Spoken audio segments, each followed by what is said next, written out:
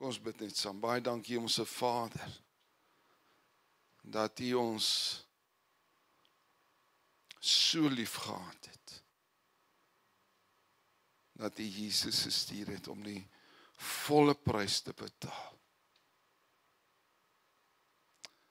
Vir ons, om kinders van God te mag word. Erfgename van U koninkryk.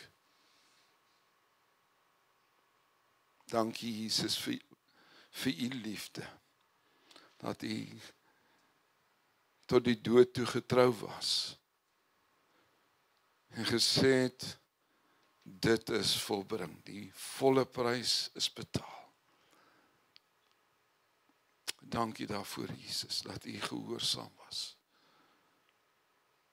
En dankie dat U dit vir ons moontlik gemaak het. Om in die teenwoordigheid van die almagtige, heilige God te kan inkom vanmôre, deur die bloed van Jesus. Dankie daarvoor. En dankie Heilige Gees dat U vanmôre met ons sal praat. Ons sal lei in die volle waarheid. En as daar dinge is wat ons geglo het wat leuns is, dat U dit sal verwyder uit ons, nie net uit ons gedagtes nie, maar uit ons harte uit. Sodat ons sal weet, ons behoort aan 'n liefdevolle Vader. Wat liefde is. En dankie Heilige Gees dat U ons help om hom te ken. Wat liefde is. Soos wat ons vanmôre weer gehoor het. Wat ons onvoorwaardelik lief is. Lief is vir ons. Dankie Vader. Ons prys U vanmôre. Kom praat met ons vanmôre. O Heilige Gees, kom maak die woord vir ons oop. Dat ons sou hoor, nie net sou hoor nie, maar dat ons die diepte van dit wat U aan die kruis gedoen het, beter sal verstaan. Kom o Heilige Gees. Kom o Heilige Gees, kom praat met ons. In Jesus naam bid ons dit. Amen. Nogmaals baie welkom. Het is baie lekker om elkeen van U te sien. Wat 'n voorreg. Baie dankie dat U hier is ook. Ek gaan vanmôre ek fokus net op die nagmaal en wat bijsonders is vir my elke keer wat 'n mens meer lees en oplees en bietjie navors oor die nagmaal, besef mens net hoe min weet ons van die nagmaal of die dieptes van die nagmaal verstaan ons nog nie heeltemal. Kom ek maak dit persoonlik. Dinge wat die Here meer en meer openbaar in ons. Ek wil vir U sê die nagmaal seker die belangrikste faset seker van Jesus se lewe. Want die nagmaal is tog die kruisiging. En dis wat dit vir ons die tekens dat hy vir ons sterf het en sy bloed vir ons betaal het. Maar ek het iets afgekom wat vir my net baie bijsonders was. En ek wil hê ons gaan by Genesis begin en hopelik gaan ons stop voor Openbaring. Want my vrou wil op verlof gaan. Ek beter baie vinnig en baie kort praat. Kom ons gaan na Genesis 14 toe. Genesis 14 en ek gaan vir my vra nou, hoe kom jy by die nagmaal uit by Genesis? Ek was net so verbaas toe ek hierdie dinge lees. Genesis 12, kom ons kyk net na Genesis 12, ek gaan nie lees nie, dis waar God vir Abraham geroep en sê, luister jy, kom uit daai mens uit, en ek wil jou seën, dis hoofstuk 12. Dan hoofstuk 13 gaan oor Lot en Abraham wat geskei het van mekaar, een kies een kant, die ander een die berggedeelte, die ander deel die mooi gedeelte, en dan kom ons by hoofstuk 14, en dis waar ek wil lees. Wat hier gebeur het, in hoofstuk 14, Sodom en Gomorra en nog 3 ander konings, hulle voer oorlog teen ander 4 konings. En die ander konings wen toe en hulle vat toe vir Lot, onthou Lot was in Sodom, vat toe vir Lot en Abraham se broer, ontvoer hulle, en hulle vra vir Abraham raak betrokke in die oorlog, hy vat sy beste 300 man, geoefende manne vat hy toe, om oorlog te voer teen daai konings, hy wen toe die oorlog, en hy vat daai mense terug van Sodom, Gomorra en die ander 3 konings, en hulle byt. Nou ek gaan dit probeer verduidelik, dit was in noorde van Damaskus waar hier oorlog was. Nou beweeg Abraham terug na Hebron toe, en as hy na Hebron toe terug beweeg hy verby Jerusalem. Maar Jerusalem was nie Jerusalem in daai dae nie. Reg, nou gaan ons lees. Kom ons gaan na hoofstuk, na vers 18. Voor ons na 18 toe gaan dalk. Wat gebeur is toe hy nou die oorlog wen, en nou bring hy die manskappe terug in die byt wat hy gekry het, toe dink die koning van Sodom, luister jy, ek moet onderhandel met Abraham, om vir hom te sê, luister jy, wat kan jy kry en wat gaan ek vat? Dit was in Sodom se hart. Maar soos wat Abraham afbeweeg, kom hy by Jerusalem, wat nie Jerusalem was daai dae nie. En dis wat ons nou gaan lees. Ek is nou by vers 18. En Melchisedek, dis die eerste keer waar die woord opkom. Hier's 3 dinge wat ons die eerste keer in die Bybel gaan lees. En Melchisedek, die koning van Salem. Nou gaan jy vir my sê, hey, maar jy praat van Jerusalem. Die stad of die dorp Jerusalem, sy naam was Salem. En ek hoop jy kan dit sien, Jerusalem. Salem was Jerusalem gewees. Met ander woorde, Melchisedek was die koning van Salem, wat vandag Jerusalem genoem word. Reg, kom ons lees weer, en Melchisedek, die koning van Salem, wat 'n priester van God die Allerhoogste was, het hom brood en wyn gebring. Kom ons stop net daar. Met ander woorde, hier kom 'n koning van Salem, en hy is nie net 'n koning nie. Hy is ook 'n priester. Dis die eerste keer wat ons te doen het met 'n priester in die Bybel. Voor hierdie plek was daar nooit gepraat van 'n priester nie. Met ander woorde, is die eerste keer wat ons lees van Melchisedek, eerste keer wat ons lees van 'n priester. Melchisedek is nou moet ek 'n goeie woord kry. Is 'n figuur of 'n persoon waar daar bietjie verskillende sieninge is oor hom. Mens lees nie baie van hom nie, ek wil vir jou vra, jy kan gelees in Hebreërs 7 ook van hom. Maar Melchisedek, party mense sê hy soos 'n inkarnasie van Jesus Christus. Daar's teoloë wat sê, luister jy, hy is 'n ewe beeld, hy is 'n spieelbeeld van wie Jesus is. En daar's daar teoloë wat dit nie daarmee saamstem nie, en ek stem met al die teoloë saam. Verstaan, dis 'n moeilike konsep, maar wat ons wel hier moet sien, is, hy's 'n koning, maar hy's ook 'n priester. En as jy, onthou ons moet weet, Abraham het omtrent so plus minus 500 jaar voor Moses gelewe. Moses het die wet ingebring, Moses is die een wat priesters ingebring het. En die Jood wat die Moses gedoen het, as jy priester wil wees, moet jy die slag van, wat is stam moet jy uitkom? Levi. Die priesters het uit die stam van Levi uitgekom. Konings het uit die stam van Juda gekom. Dankie, is 2 teoloë tussen ons. Luister mooi, want dis belangrik. Met ander woorde, toe Moses priesters en konings aangestel het, in daai tydperk, 'n koning kon nie 'n priester gewees het nie. 'n koning kon nie 'n priester gewees het, en 'n priester kon nie 'n koning gewees het nie. Want priesters kom uit die stam van Levi, en konings kom uit die stam van Juda. Maar hier sien ons, voordat Moses hulle ingebring het, was hier 'n man wat 'n koning was, sowel 'n priester. Dis iets besonders wat ons sien. Wat is 'n koning? Heerskappy. Wat is 'n priester? Priester is die een wat bedien, wat van God die hoor en vir die volk gesê het en van die volk af met God gepraat het. Met ander woorde, hy was half die tussenganger. Maar wat interessant is, kom ons lees dit nou weer, Melchisedek, die koning van Salem. Natuurlik die ander woord vir Salem is eintlik Shalom. Salem kom van die woord Shalom. Wat beteken Shalom? Vrede. Met ander woorde, en dit gaan jy lees in Hebreërs 7, Melchisedek was die koning van geregtigheid en hy was die koning van vrede. Baie interessant. Reg, kom ons lees vers 18 weer.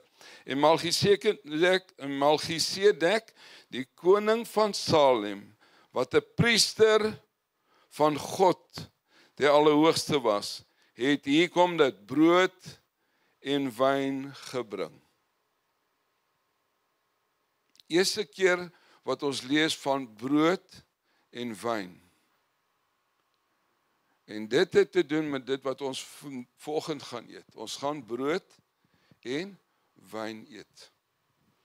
Reg. Wat toe gebeur het en wat aan, kom ons gaan aan. Kom ons lees aan. En hy het brood en wyn vir hom gegee. En hom geseën, dit met antwoorde, Melchisedek seun vir Abraham. En hy het hom geseën en geseën. Geseënd is Abraham deur God, die Allerhoogste, die skepper van die hemel en aarde. En geseënd is God die Allerhoogste, wat u vyand in u hand gegee het. Toe gee hy, dis Abraham, aan hom 1/10 van alles. Baie interessant, ons lees van die eerste keer van Melchisedek, die eerste keer wat ons hoor van 'n priester, die eerste keer wat ons sien van brood en wyn wat spesifiek bedien word, en die eerste keer wat ons lees in die Bybel van 'n 10de wat gegee word. En dit is 500 jaar, plus minus voordat Moses daar was. Reg, dit ontvang Abraham van Melchisedek. Reg, wat toe gebeur het, onthou wat ek vir gesê, hulle het in noorde van Damaskus oorlog gevoer, toe hy by Salem kom, uitgeput, toe kom die koning van Salem, Melchisedek, en hy seën hom, maar u onthou nog dat die koning van Sodom wou hom ook gesien het. En dit gaan u lees, en ek gaan dit kan alles lees, van vers 21 tot 24, wat die koning van Sodom toe wou doen. Hy sê, luister jy het nou die oorlog vir my gewen, gee net my mense vir my terug, en jy kan al die goed vat. Ek wil nie die buite hê nie, jy kan dit vat vir jou. En Abraham sê toe vir hom, nee, ek wil niks sê nie. Hy sê, ek wil nie 'n stuk draad of 'n skoenriem eers sê van jou nie. Hy sê, ek wil niks van jou ontvang nie, maar hoor wat is sy rede. Hy sê, want as ek ryk geword het, gaan jy sê, dis ek wat jou ryk gemaak het. Luister mooi wat sê Abraham. Met ander woorde, Abraham sê, ek vat liewers dit wat Melchisedek vir my gegee het, dat God se seëninge sal my ryk maak, as wat ek iets van jou ontvang, en dan kan jy sê, jy het my ryk gemaak. Met ander woorde, Abraham maak 'n keuse om te sê, Here, ek staan met 'n verbond nog steeds met u. U is my bron, u is my voorsiener. Gaan nie staat maak op mense nie. U is die een wat vir my voorsien. Baie interessant. Reg, kom ons gou nou na, maar waaroor dit gaan nie, dit is die eerste keer dat ons lees van brood en wyn. En ons moet weet, die disippels en die skrifgeleerders het die eerste 5 boeke van die Bybel uit hulle kop uitgeken. Met ander woorde, die disippels het geweet van brood en wyn van Melchisedek. Reg, kom ons gaan na Matteus toe, Matteus 26.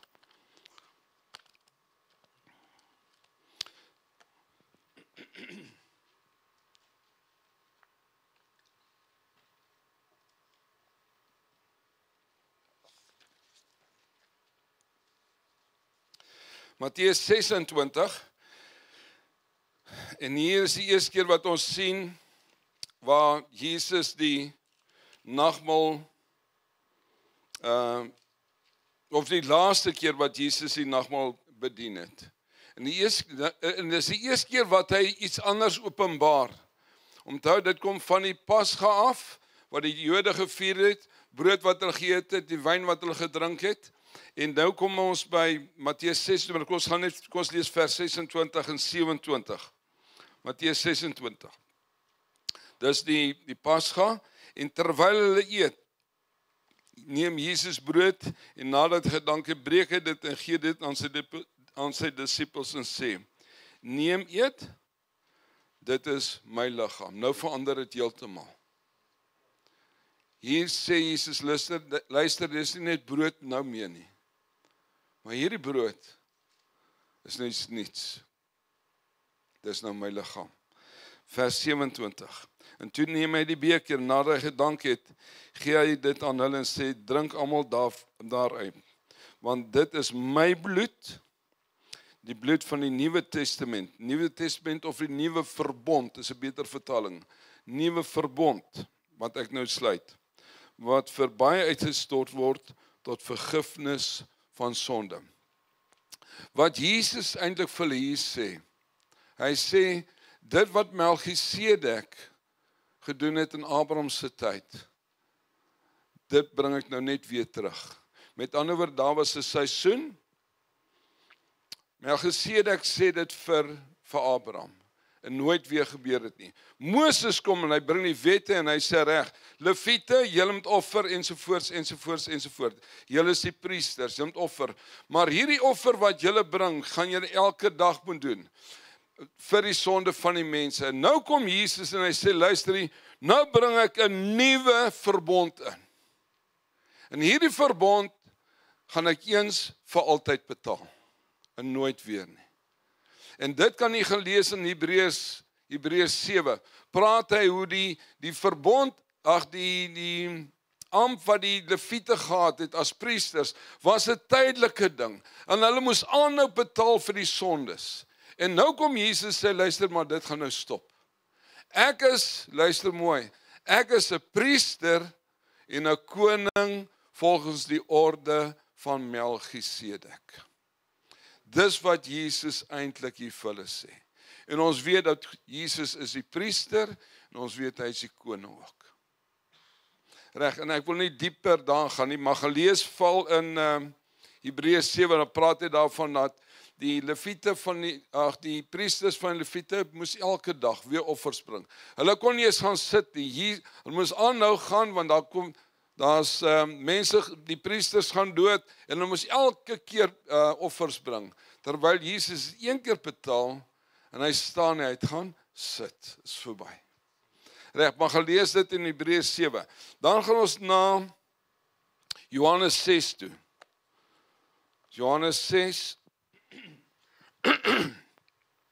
ek wil graag dit net lees hoe Johannes 6 dit skryf, en hier is vir my belangrike twee goed wat hy hier sê, wat geweldig belangrik is. Voordat ek lees, ek weet daar's mense wat sê, ja, as jy bid, en jy sê, dis die liggaam van Christus, en dan klink dit, die tieners sal sê, grous. Dit klink so,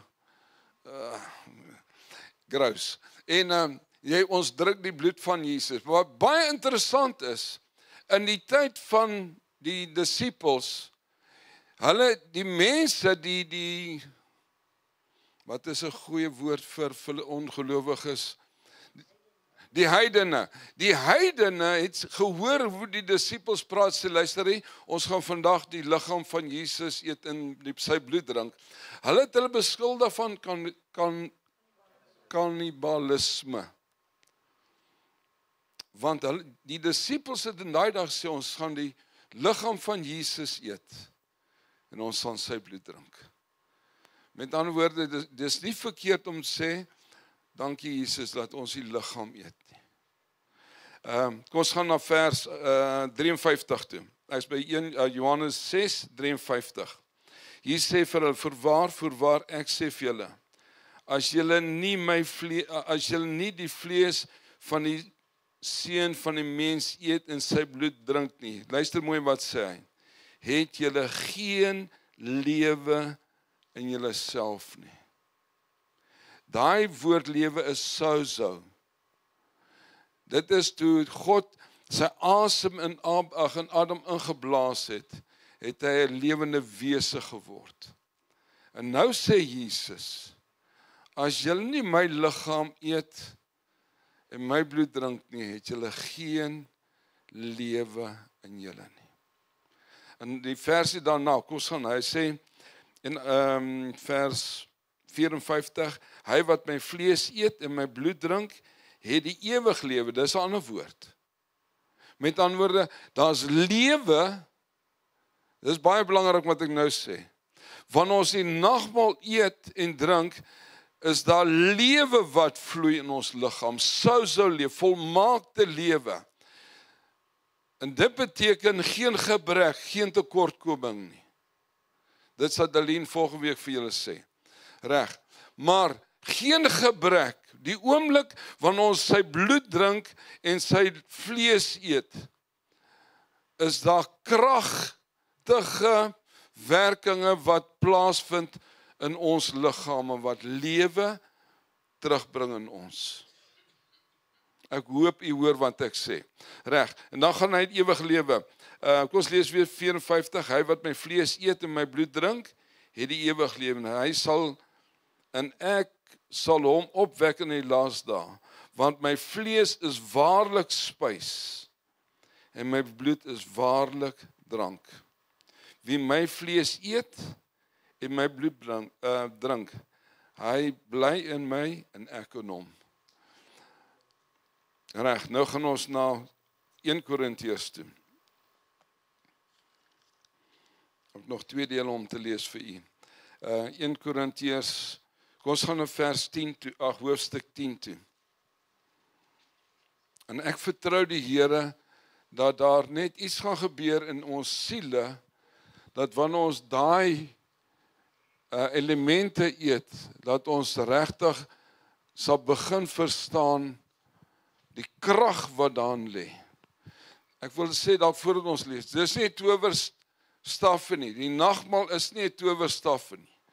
Dis 'n realiteit, dis 'n waarheid, wat ons moet verstaan, want daar's groot krag in die bloed en die liggaam van Christus. Reg, ek gaan 1 Korintiërs 10 vers 16 toe. Jy sal sien, die hele hoofstuk 10 gaan oor afgode kos, wat die Paulus vir hulle sê, luister hier, moenie betrokke raak by afgode offers, vleis wat geoffer is aan afgode nie. Dis waaroor hierdie hoofstuk 10 gaan. Ek gaan net lees, kom ons begin by vers 15. Ek spreek, kom ons gaan na 14. Daarom my geliefdes, vlug van afgodediens. Ek spreek soos met verstandige mense, oordeel self wat ek sê. En nou kom in vers 16. Die beker van veroordeling. Dis nie wat daar staan nie. Dis wat ons geleer is in die verlede. Maar Jesus sê, dis nie 'n beker van veroordeling nie, beskuldiging nie. Dis die beker van danksegging. Hy sê die beker van danksegging, wat ons met danksegging seën. Is dit nie die gemeenskap met die bloed van Jesus, van Christus nie?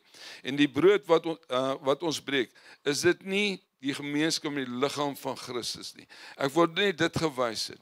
My boetie en sussie, die nagmaal is nie 'n veroordeling nie. Dis 'n danksegging, dis seën. Dis die seëninge van die Here wat daar is. Reg. Dan praat, en ek gaan nie res met u lees. Kom ons gaan na hoofstuk 11 toe. Hoofstuk 11 vers 23. Onthou dis Paulus wat hier skryf. Hy sê want ek het van die Here ontvang wat ek ook aan julle oorgelewer het, dat die Here Jesus in die nag wat hy verraai is, brood geneem het. Kom ons stop net daar. Wat baie belangrik is, hoe belangrik die nagmaal is dat Jesus openbaar hierdie goed aan Paulus. Onthou, Paulus was nie met die laaste pas gedaan nie. Met my? Paulus was nie deel van die 12 nie. Maar Jesus het dit belangrik geag om hierdie ding te openbaar aan Paulus. Paulus sê nie, ek het by Markus gehoor en Johannes my vertel. Nee, hy sê, God het self vir my hierdie dinge openbaar. Dis hoe belangrik die nagmaal is. Dat God dit openbaar het aan Paulus en laat hy dit neergepen het. Reg, kom ons lees nou ons gaan na vers 24. En nadat hy gedank het, daai dank beteken dit beteken goed.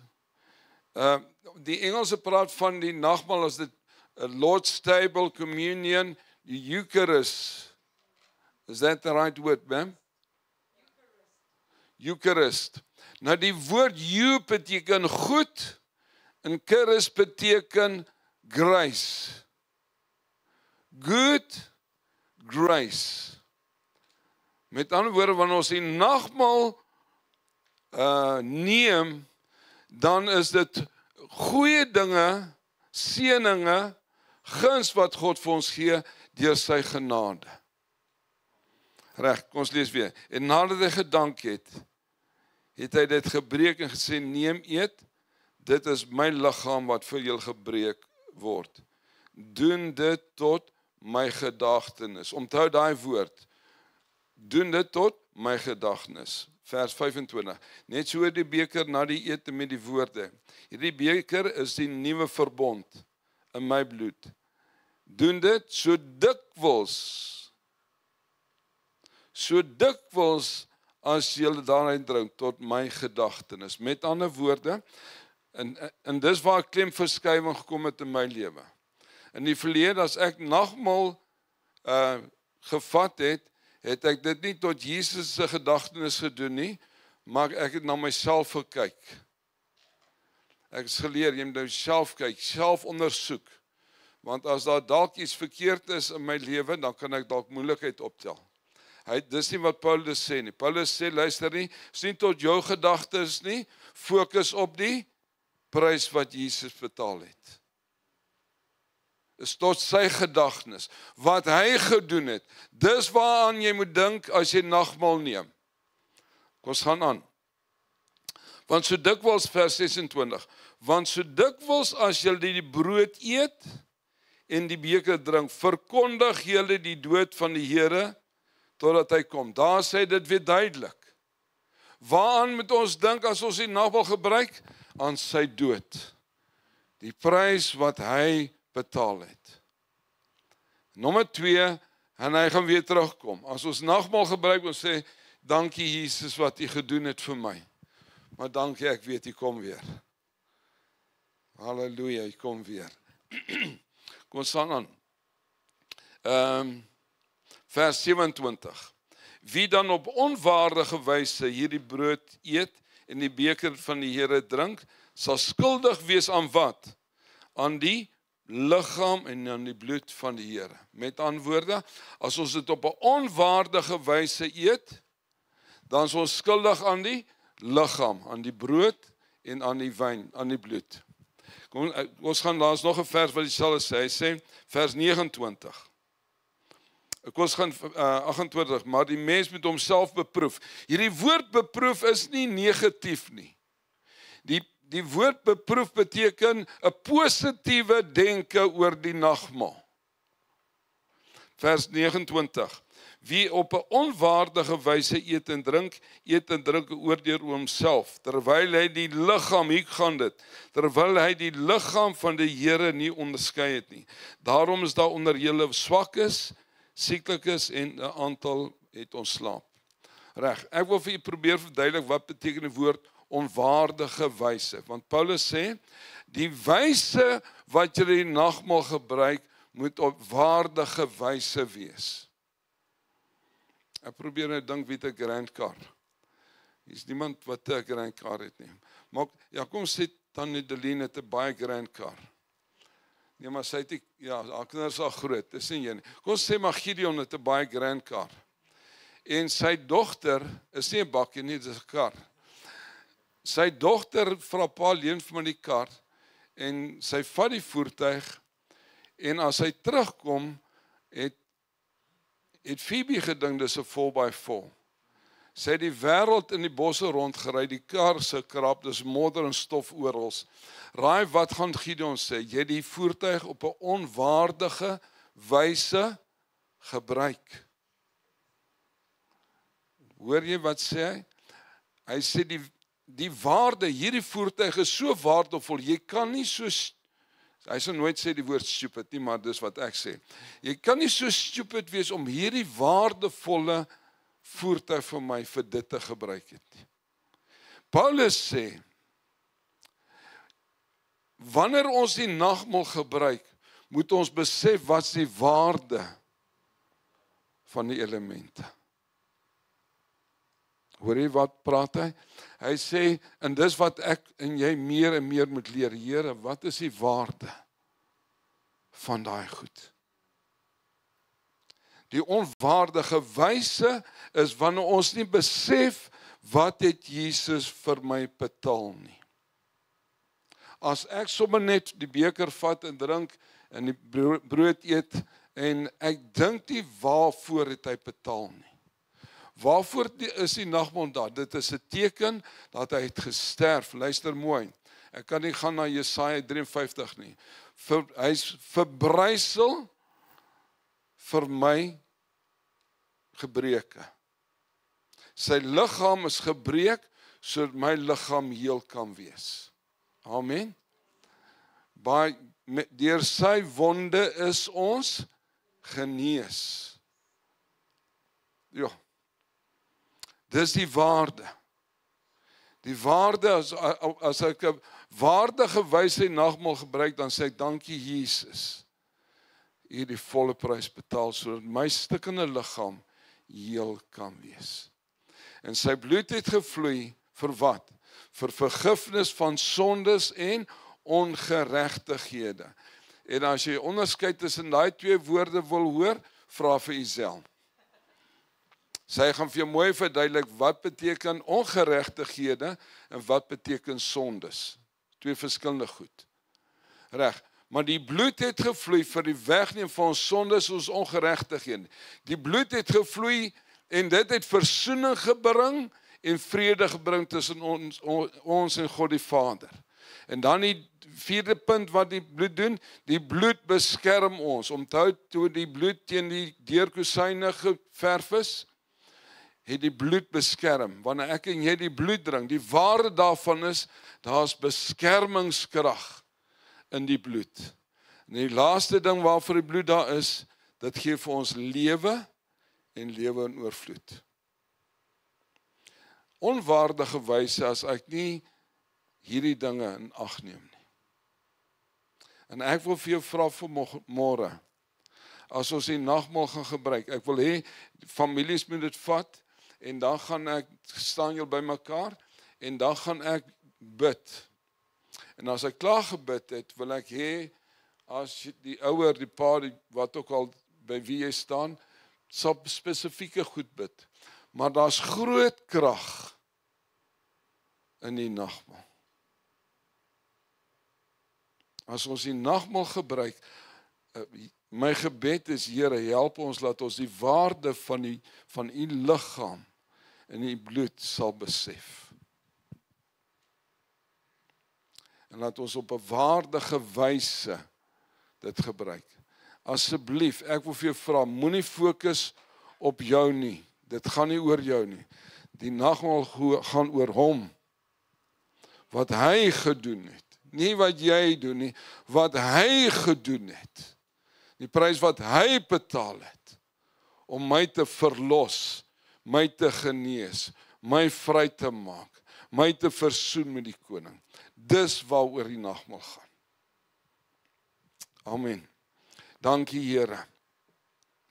Dankie Jesus, dat u die koning en die priester is uit die orde van Melchisedek. U is koning wat 'n koninkryk omvestig het hier op aarde. Maar dankie ook dat u priester is en dat u ons vanmôre bedien met u liggaam. Met die brood wat u liggaam is en die wyn wat u bloed is. Wat u betaal het in my plek. Dankie daarvoor. En as ons dit vanmôre neem, wil ons dit op 'n waardige wyse neem. En ons prys en eer U vir die voorreg wat ons het om deel te neem aan die nagmaal. Dankie Jesus. Amen. Ek wil